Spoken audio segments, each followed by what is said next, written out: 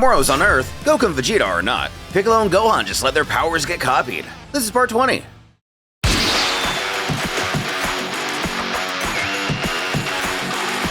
Copying both the planet's current most powerful fighters. Looks like 7-3's gonna use Piccolo's technique on him again. Your own move is gonna send you to hell!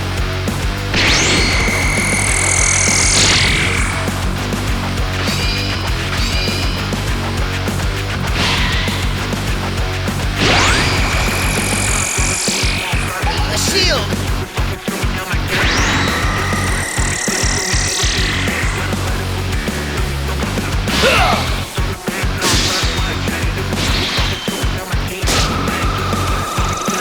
Eat this! Fire death!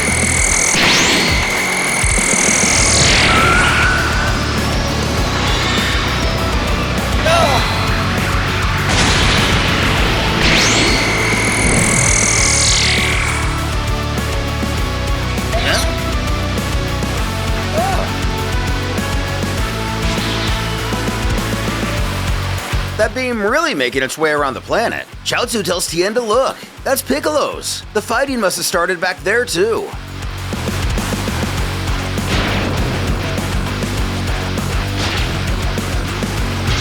Showing shades of perfect cell. The Namekian's attack blew half his torso clean off.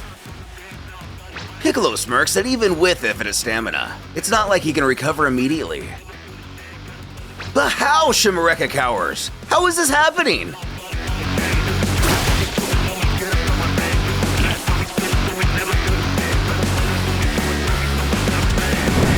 No worse for the wearer. The android recovers his lost arm.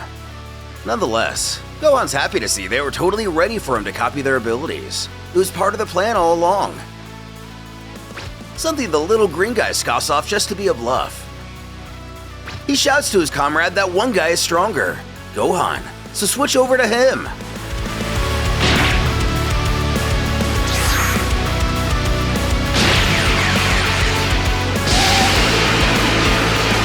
Let's move! Got it!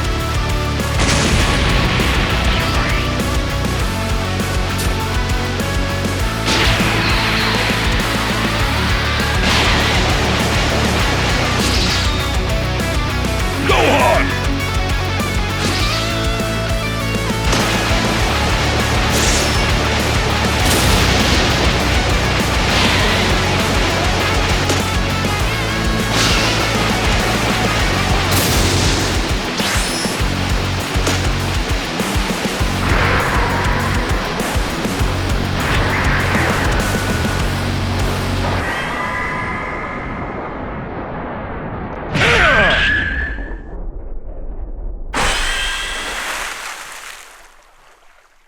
Using a sequence of combos, Gohan's able to get the upper hand on the android.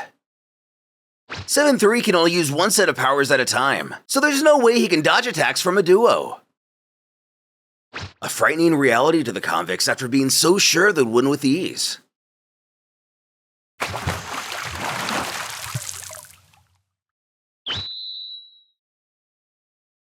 Gohan chortles they'll never lose to some copycat.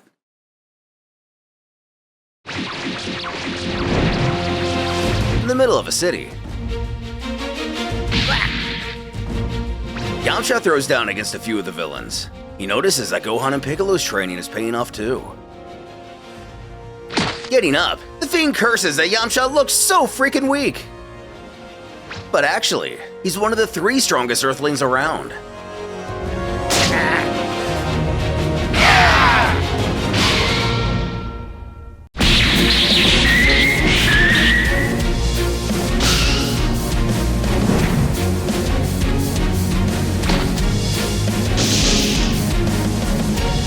Taking down the trio, he confidently strolls over to his Galactic Patrol backup, suggesting they better round him up while they can. Then stopping.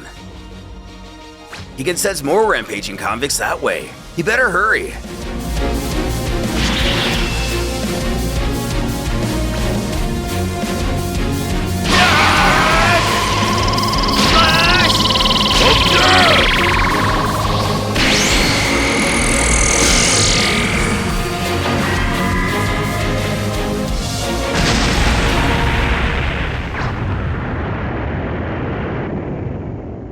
wondering if they got him. Is that it?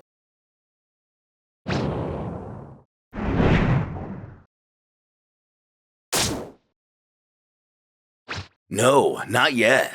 If they don't finish him off soon, he's going to resort to using Moro's power again. Shimareka begs 7-3 to just use it already. This will be for nothing if they end up dead. And switching over to Moro's power. He shouts for 7-3 to get him. Drain their energy till they're dry.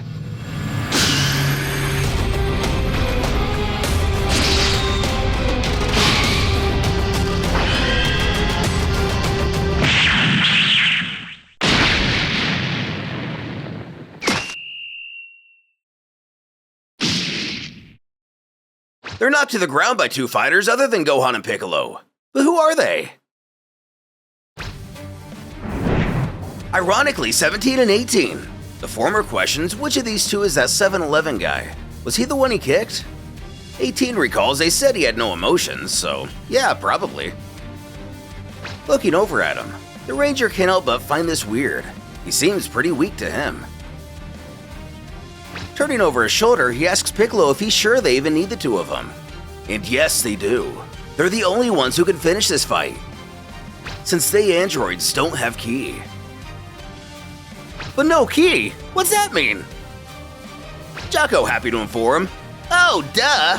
7-3 can't absorb energy from the androids. Good thinking, Piccolo. Reading the pair, Gohan questions 18 if Goten and Trunks are doing okay. And they're having a blast over on Monster Island. Those two were thrilled when they heard they could fill in for 17 as Rangers. A big relief to the big brother. But moving on to the business at hand. 17 wants to make quick work of this. He's no fan of ganging up on enemies, but he can't have them wrecking the Earth. Plus, 18 adds, Capsule Corp is giving them 10 million Zenny to fight, so as soon as they mop up here, it's payday. However, her brother implores her not to put it that way. Makes them sound like mercenaries. But she don't fight for free. The villain's growing ever more angry at the situation. We turn our eyes to Moro for the first time since he arrived on Earth. He scoffs how pathetic it is that these useless fools couldn't even meet his low expectations of him. Sagambo apologizes. It seems a whole bunch of tough fighters gathered on Earth somehow. Ultimately, the GOAT figures it's no matter. There would be no meaning in coming all this way otherwise. Now, who will be first on the menu? Skipping over to Yardrat, looks like Vegeta's moved on to his next phase of training. He curses that it failed, but demands one more time. Just what technique is he working on? Haibara ushers him to wait. Can he feel the Earth spirit?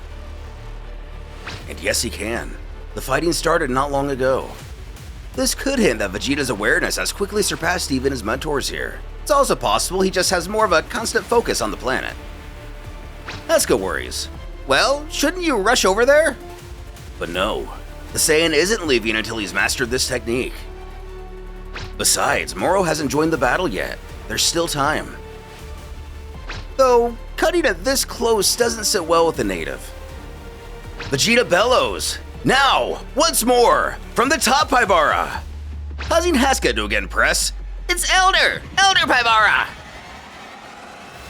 Turns out Goku never did get any help from Whis. Looks like he managed to figure out how to fly the ship though. But now he has no idea where to go. Luckily, he was able to make a little detour to get some, at least vaguely helpful directions. Also, we take this opportunity to check in on a certain galactic landlord. At this moment, somewhere deep in space, a couple henchmen come running into his chamber shouting, "Lord Frieza! Lord Frieza!" Scowling in their direction, the very same urges them to spit it out already. The duo offer 1,000 apologies, but apparently escaped convicts from the galactic prison are ravaging the planet that was said to be their next target. And the galactic prison. This seems to pique the demon's interest. He's heard that the prisoners incarcerated there are as nasty as they come. Kikuno a little frightened by this. The tyrant decides he wants to avoid meaningless conflict for now and simply move on to the next planet, much to the relief of his lessers.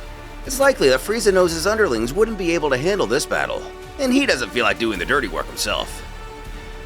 He reasons that nothing good can come from mixing with criminals, a statement that confuses his right hand. Criminals? Aren't we also criminals? A question that infuriates his overlord, prompting him to meekly withdraw the query. Very blue chimes. Kikino, we are most certainly not criminals. We occupy planets and exterminate their inhabitants in order to sell those planets for a tidy profit to races who have lost their own homes. We are running a business. A descriptor Frieza agrees with precisely. Asking his henchmen, is that a problem? And of course not. Not at all. Then he can get searching for other planets. It's a big universe out there. With their matchups decided, they're training for the Tournament of Power. And everything after, and whatever Yamcha's been up to, comes down to this. But just how long will Moro wait before he begins absorbing the energy of everyone and everything?